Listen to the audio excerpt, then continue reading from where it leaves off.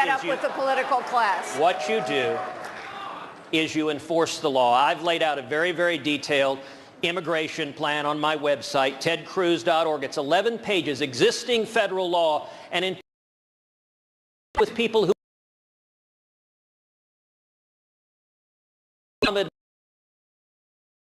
criminal.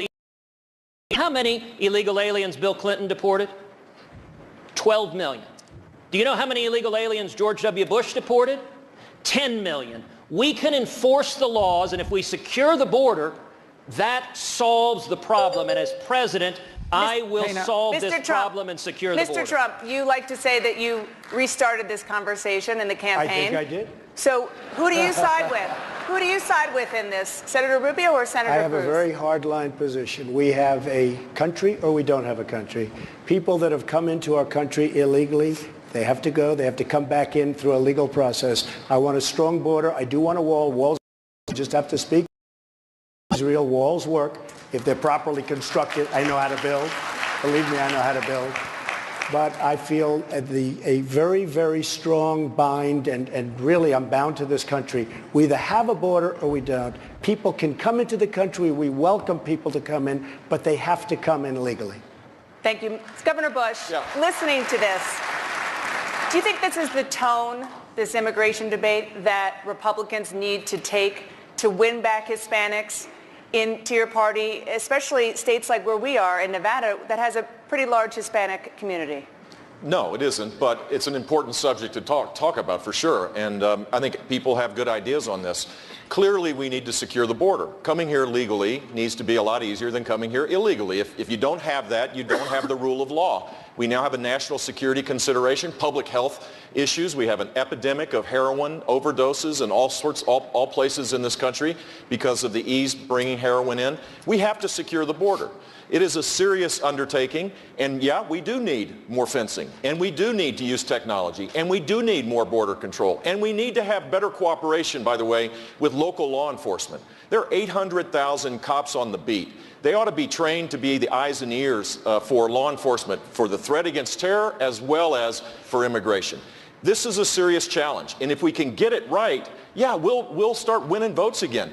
The real problem isn't anybody on this stage.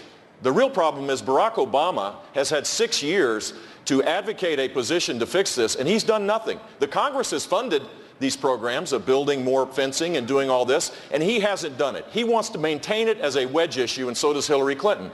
Republicans need to fix it, and when we do, we'll be better off. Governor, thank you very much. Dr. Carson,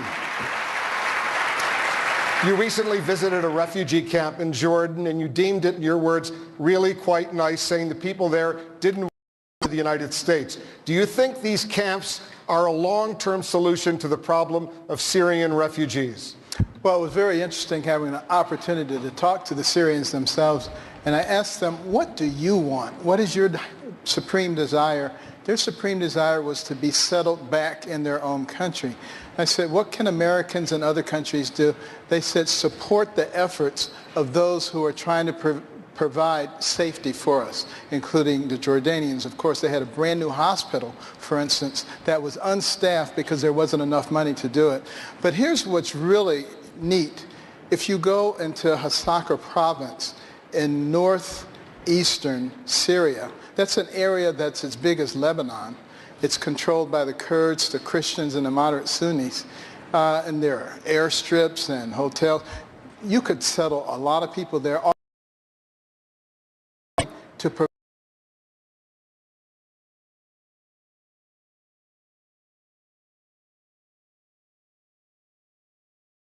reason through Baghdad, and then they only get a tenth of it. And if we would support them, we have a perfect ideal there. We don't need to set this up as we either take a bunch of refugees who will be infiltrated with terrorists. I guarantee you, for them not to be, would to be terrorist malpractice. And we need to choose the right choice, not these false choices. Senator Paul, you oppose letting in Syrian refugees at this time into the United States. The U.S. has already accepted 2,000 Syrian refugees, including 13 living here in Las Vegas right now. Would you send them back? What would you do with these people?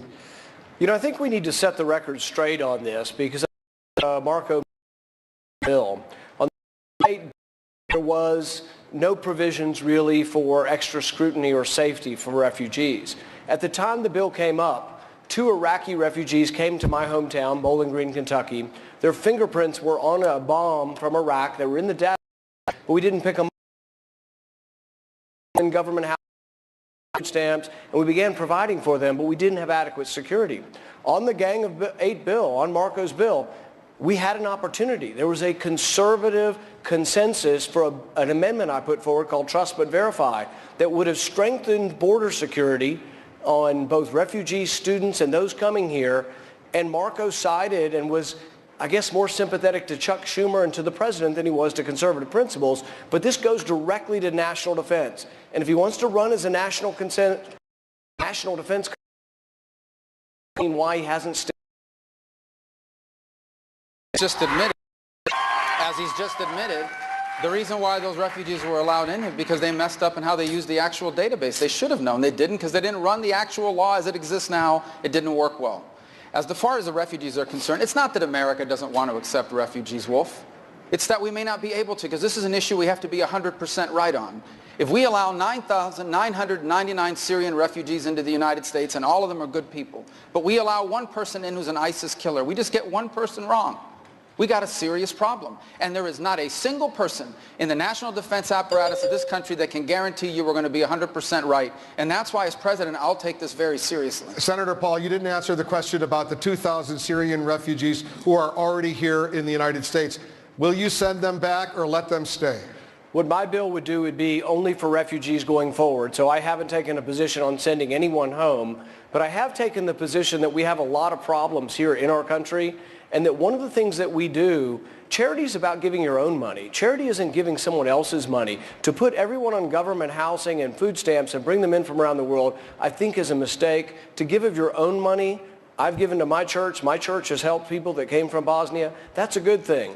But we shouldn't have a program where we just say that we're going to take care of the world's refugees.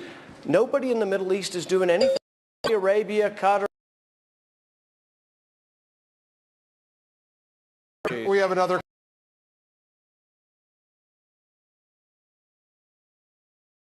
My name is Carla Hernandez, University of Texas at Austin, and my question is directed to all the candidates. If the Bible clearly states that we need to embrace those in need and not fear, how can we justify not accepting refugees? Governor Christie, you say there should be a pause in allowing new refugees to come in to the United States, including orphans under the age. What I said, and your security and safety of your family. And this debate stops with me in the discussions with the FBI director. Now, listen, I'm a former federal prosecutor. I know Jim Comey. We've worked together. He was the U.S. attorney in Manhattan when I was the U.S. attorney in New Jersey. And when Jim Comey gets up before Congress and says, we cannot effectively vet these people, for me as president, that's the end of the conversation. We have to put America's security first. The American people, we on this stage need to open our ears. We need to open our ears. The American people are not whispering to us, they're screaming to us. And they're screaming to us that it's our job to actually under Barack Obama. Effectual. People say we don't trust them to do anything anymore. So I'm not going to let Syrian refugees, any Syrian refugees in this country. And it was widows and orphans, by the way. And we now know from watching the San Bernardino attack that women can commit heinous acts against humanity just the same as men can do it. And so I don't back away from that position for a minute. When the FBI director tells me that he can vet those people, then we'll consider it, and not a moment before, because your safety and security is what's most important to me.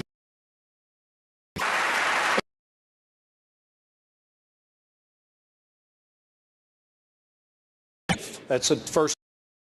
But as governor of Ohio, I have an obligation to keep the 11.5 million people in Ohio safe.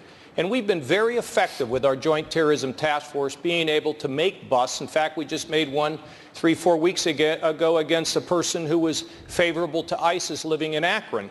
But let me tell you what's interesting about the administration. We had Central American minors that were placed in Ohio, and we never knew a thing about it. We didn't know where they were. And in fact, we know now that some of them, there is a case going on where some of them may have been human trafficked.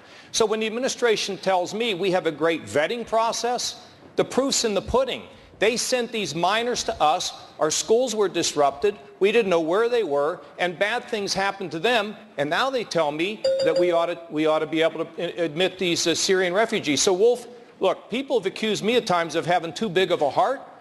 And that's okay. But I have to also say I must keep the people of my state safe. So we take a pause. Thank you, Governor. There's much more coming up.